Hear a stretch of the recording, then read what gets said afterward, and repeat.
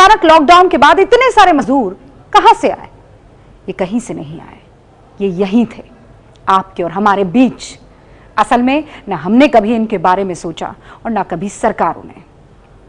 अगर आपको अभी भी इन प्रवासी मजदूरों की मजबूरी का कोई एहसास नहीं हुआ तो फिर जरा लखनऊ से आई इस तस्वीर को देखिए और दिल थाम कर देखिएगा।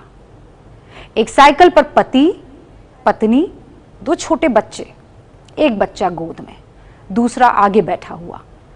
120 किलोमीटर दूर जाना है, बहराइच। सोचिए, 120 किलोमीटर का ये सफर ऐसे ही तय कर रहे हैं।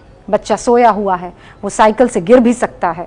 इसी तरह की कुछ और तस्वीर और सच्चाई के साथ हमारी इस अगली रिपोर्ट को देखिएगा।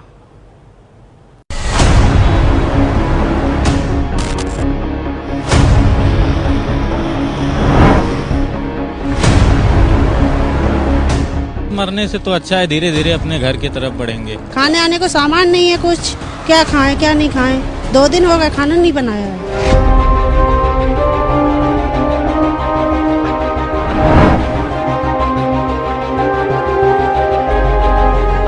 छोटे छोटे बच्चे भूखन मर रहे हैं बाबूजी।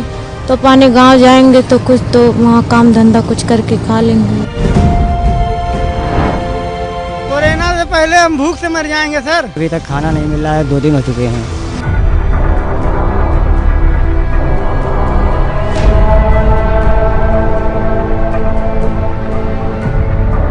इतनी देर से पैदल चल रही हो, थक गई क्या? हाँ। कभी दिल्ली आएंगे नहीं सर, जब तक जिएंगे। कभी नहीं आएंगे दिल्ली, पहली बार आए होली के बाद। चेहरे अनेक,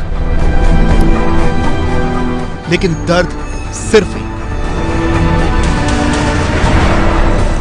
आखिर घर न लौटें तो फिर जाएं कहां? पैसे नहीं हैं, भूख लगी है, लेकिन खाएं क्या?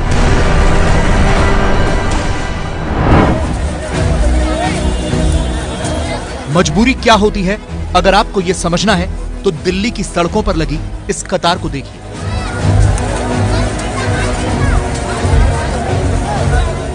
यह देश का वो मजदूर वर्ग है जो भूख के हिसाब से नहीं, जेब के हिसाब से खाता है। लेकिन लॉकडाउन के बाद जेब में जो रेजगारी थी, अब वो भी खत्म हो गई है। इसलिए बेरहम शहर से गांव लौटने के सिवा कोई चारा नहीं बचा।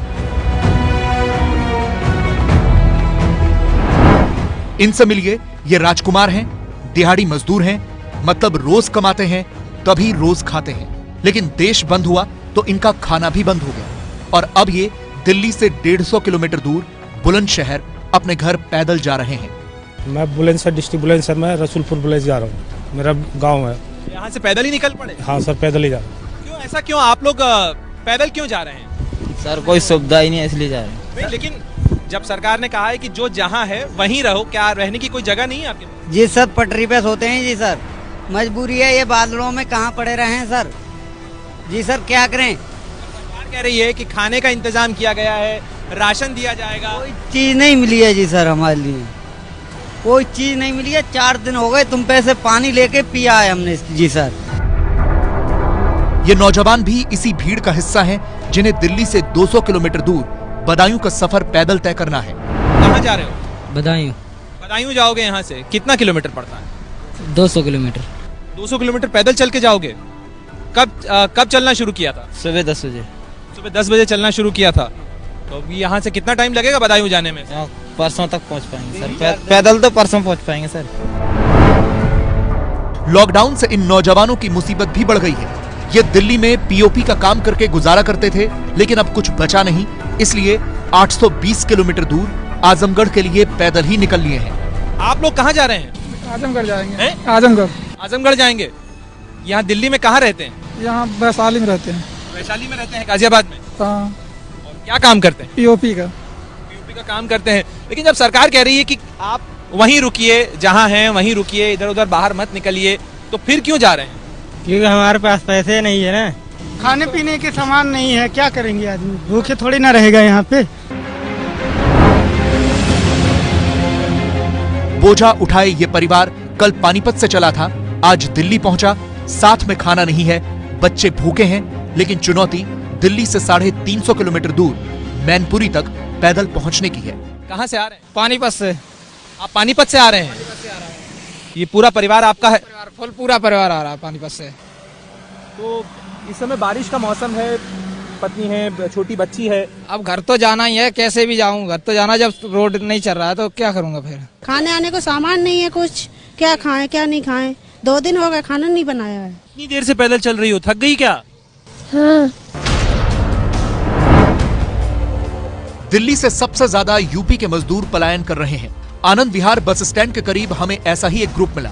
तो ये सारे आप देख रहे हैं कि एक लंबी कतार है, यहाँ करीब 100 से 150 लड़कों की लंबी कतार है, जो सारे के सारे लोग ये निकले हैं। कोई सीलमपुर में रह रहा है, कोई पूर्वी दिल्ली के अन्य इलाकों में रह रहा है, कोई लक्ष्मी नगर में रह रहा है, और ये अलग अलग क्षेत्रों में काम करते हैं। कोई सिलाई का काम करता है, कोई पल्लेदारी का काम करता है, कोई रिक्शा चलाने का काम करता है।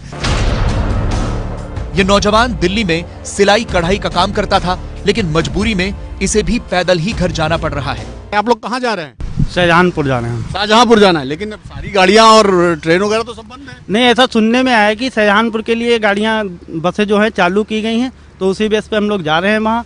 अगर नहीं मिलती हैं फिर पैदल ही निकलेंगे। सरकार ने तो मना किया कि नहीं जाना। मना के तो जी सर, हम लोग वहाँ पे भूखे ऊपर पड़े हुए हैं, अभी तक खाना नहीं मिल रहा है, 2 दिन हो चुके हैं।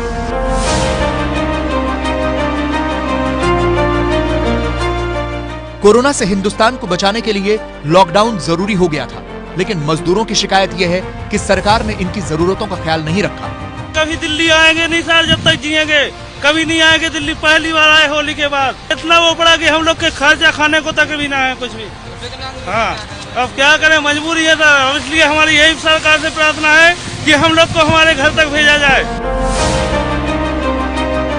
यह गुस्सा इसलिए है क्योंकि इस मजदूर को दिल्ली से 220 किलोमीटर दूर भरतपुर तक पैदल जाना पड़ रहा है। मजदूरों का दर्द किसी एक शहर या कस्बे तक सीमित नहीं, हर राज्य के मजदूरों का यही हाल है। किसी को यूपी के हरदोई से गोंडा जाना है, कोई राजस्थान के दौसा के लिए पैदल ही निकल गया है। बिहार के मजदूर भी जुगाड़ के भरोसे अपने गांव के लिए निकल पड़े हैं। एबीपी न्यूज आपको रखे आगे।